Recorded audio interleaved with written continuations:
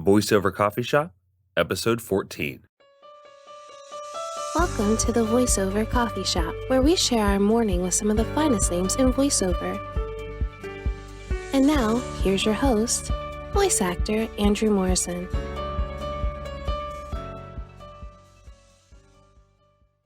Hi there, my name is Andrew Morrison, and welcome to the Voiceover Coffee Shop, where we start our day with some of the finest names in voiceover. If you'd like to know more about me, feel free to visit my personal website at www.voicebard.com. In this episode, we have coffee with my dear friend, Mercedes Lewis. Mercedes is one of the hardest working voiceover talents that I've ever had the pleasure of knowing, with both an impressive and youthful vocal range. In this episode, we talk about developing characters in animation and video games, marketing through social media, keeping up with current market trends, and staying encouraged. Hey, Andrew, you are so nice. Thank you so much. I'm so happy to be here. So how do you take your coffee? Oh, my goodness. So I am far from liking it black. I am the kind of girl that likes my coffee with lots of cream and sugar, specifically French vanilla creamer with lots of sugar. I know it's terrible. It's like farfy. Especially first thing in the morning with the vocal cords. But, yeah, I try to avoid it if I can, if I have like an immediate session, but sometimes I just have to have that coffee. So how did you get started in voiceover? It kind of fell into my lap. It was never one of those things where I dreamed about it early on, which is the most unexpected thing with me because I've been known to be a dreamer. And so it fell into my lap. I was watching an E3 event for video games, and that's a lot of like where my passion is in video games. And one of my games that they were remaking was coming out, Final Fantasy VII Remake. Mm-hmm. And I was obsessed, and I was just like, well, you know what? I would really love to be a part of a project like that. And since they have multiple parts, maybe I can do this. And so I reached out to one of my celebrity voice actor friends and asked him how to get started. I was one of those people. I was like, how do I get started? And I'm like, I'm sure you get 100 times a day. How to get started? And he told me a few resources. One of them, I want to be a voiceactor.com to do research, things like that, just to get my foot in the door. Within the first 2 weeks, this is insane. I don't highly recommend it, but I was just like, when I made the decision to dive in, I recorded a paid gig on my cell phone.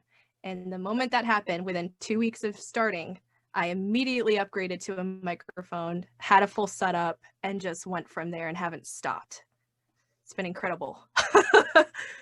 Okay, so you do a lot of animation and video game work. What have been like some of the funnest projects that you've had to work on? So the most fun I've had was actually just recent.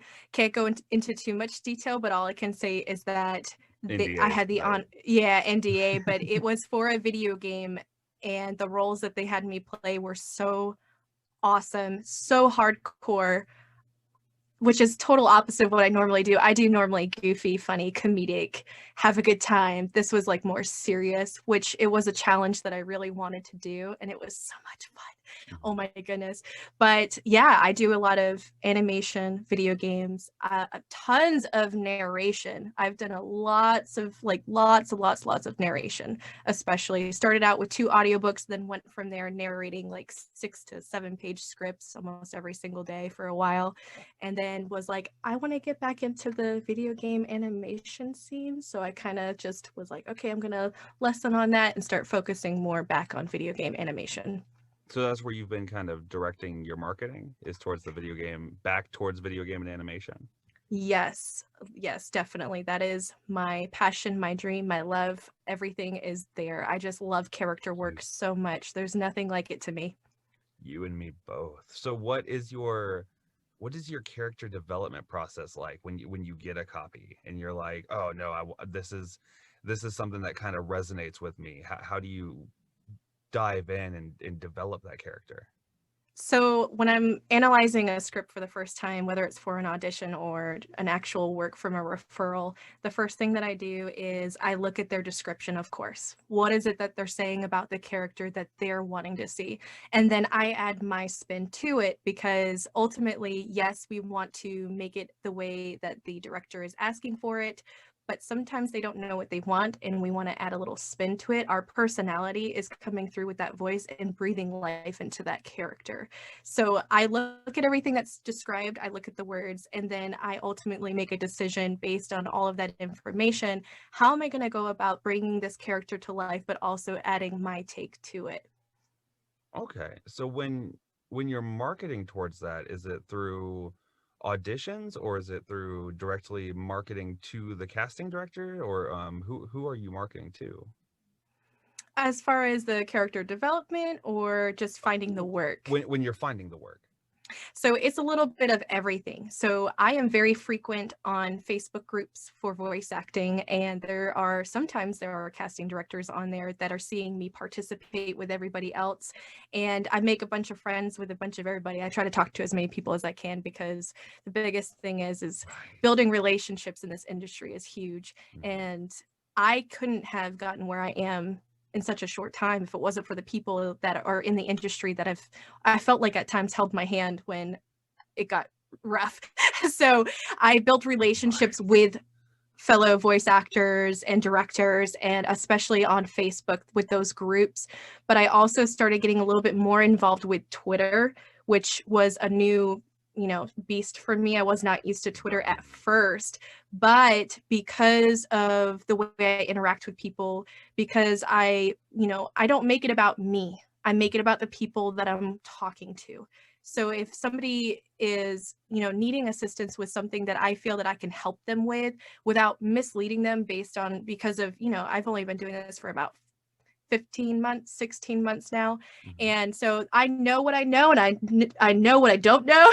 And so I will help people with my strengths. And if it's in marketing, I will go in there and just be like, okay, what do you need help with? What can I help you with? Is it how to speak to people? Is it what to say, what to avoid, things like that? I stopped making it about myself and I help people. And from those relationships alone, I've had the most amazing referrals that I can't even begin to.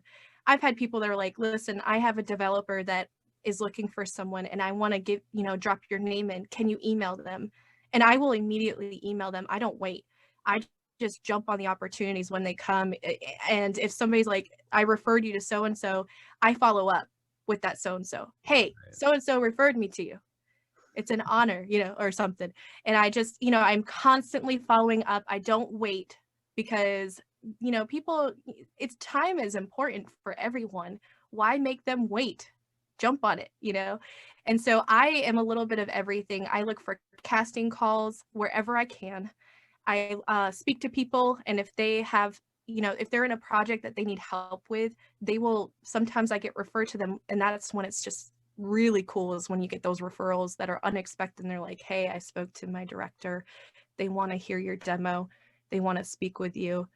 Can you audition? And normally what they do is they have me go through the audition process like anyone else.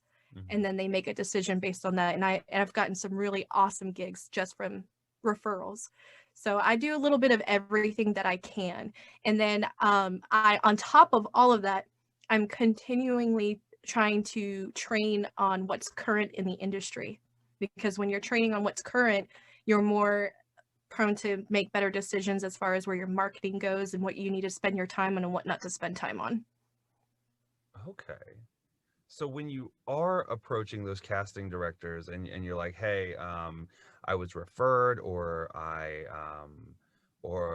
seen some of your productions and I'm honored to have the opportunity to collaborate with you creatively.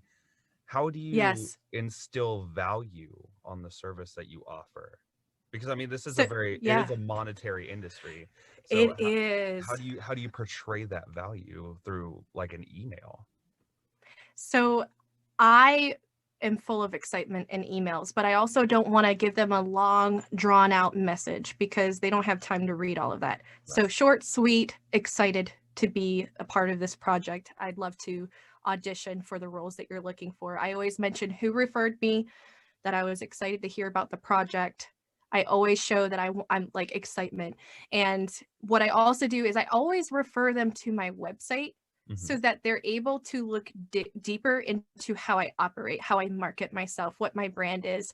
And sometimes that works. Sometimes they're like, oh, okay, can you audition for this? And they may not even look at it. But I always say, if you would like to view this, that, and the other, here's my website information for you to refer back to. And that always helps, because what they're able to see on my website is how I brand myself, what work I do. They also can visit my social medias through my website, because I have all of my information in my email signature ready to go, so that if they don't want to click on what I give them, they have access to it in my email signature, where they can investigate me a little bit further based on my personality, how I present myself on social media. And, because I'm always trying to have a positive attitude and make it about the projects and not myself. So if somebody shares a project that I'm in, I share everything that they share. I promote it for them. They don't ask me to. I just do it because I care about the projects that I'm in, and I care about everybody involved. And so I feel like that adds value in itself, because I try to take myself out of the equation as much as possible and make it about everybody else instead of me, me, me, me, me, me, me, me, me. And when I do, if I have to promote me, I get awkward, because I'm like, I don't want to do this part. I don't want to make it about me. Right. But sometimes you have to. Sometimes you have to say, listen, this is what I've done, as far as, like, let's say you have a new fresh demo. I just had one come out that I'm super, super excited about, that I was like, here we go. We're going to have to market this. Here's all the stories. Here's all the tweets. Here's everything. Hey, world. Hello. I made a bunch of noise. Now I'm going to be quiet and make about everybody else again. So that's how I operate anyways. I think that there's a nice balance to it, at least when I do it. So I try to make it mostly about other people. I love making other people feel good. And I always like to encourage other people, because I needed encouragement when I first started, because it was very overwhelming. It's not easy when you first get into the industry, and it still isn't easy. It's like you said, it's very tough. And there's so many people that are competing with other people, but I like to lift people up. And because when you lift other people up, everybody's succeeding in some way. So I think there's a lot of positive aspects to that I feel that I bring to the floor as far as when it comes to voice acting. So you started Lewis Lifestyle Management.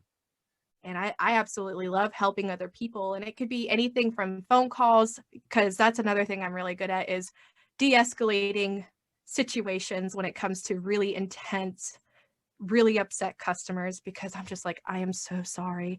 How can I make this better for you? And people are like, what? Okay.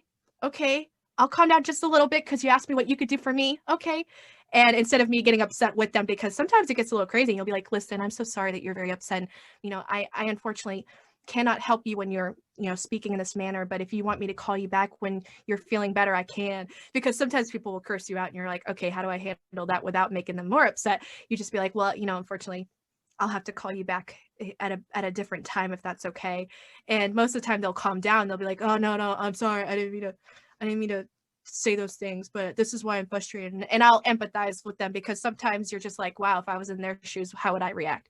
So, and that's what I would do. I would make phone calls. I would make sales for the small business owners if they're wanting me to sell something for them. I do lots of data entry. And ultimately, all those skill sets followed me into voice acting. When I made that decision, I was like, well, I already do this already. I already run a business on my own.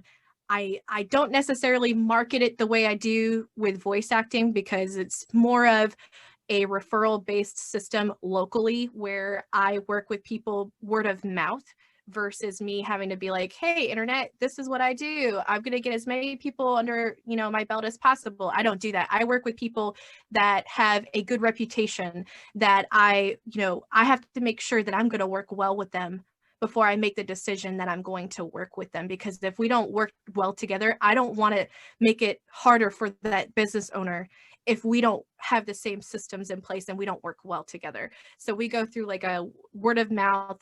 It's kind of like a small interview in a sense. And then ultimately, if it's a good fit, we work together. And if it's not a good fit, we don't. And it's no hard feelings. It's just that sometimes you can't, if you're not helping the person because they don't have the same systems as you do, and you're making it harder for them, then I just refer them to somebody else.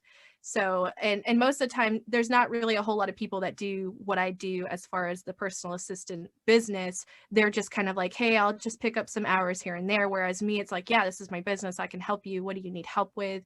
Things like that. And then I took a lot of that aspect and the charisma part, speaking to people, that followed me into voice acting. As you could see, I could talk a lot. So I was like, okay, I'll take that into voice acting. And it just followed me into here. And it's really been super beneficial. It has helped me launch my business with voice acting in a way that I am just so grateful. I'm so grateful. So along your path, your pilgrimage, if you will, of the past year, what do you think that some of your biggest resources in landing as many gigs as you have in such a short period of time and creating the impact that you have and just your enjoyment in building this, what are some resources that have kind of carried you along the way that you feel have made the biggest impact towards you? People. What you're doing right now is what helped me, because I had the right people in my corner that I spoke to, that mentored me and gave me more resources on top of experiences. The experiences of other people really helped me make better decisions and learn from certain decisions that they made, that they were like, don't make this.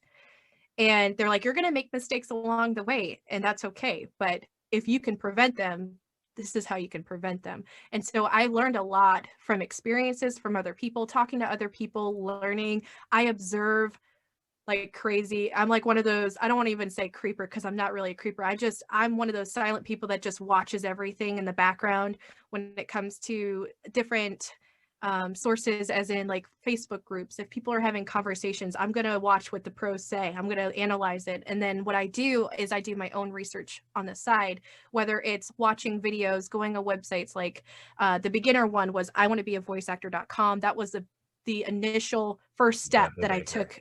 Yeah, that's pretty much was like, okay, well, I need to figure out this is what I want to do. And then the narrator's roadmap, because I was narrating so much, that was another site that I was analyzing.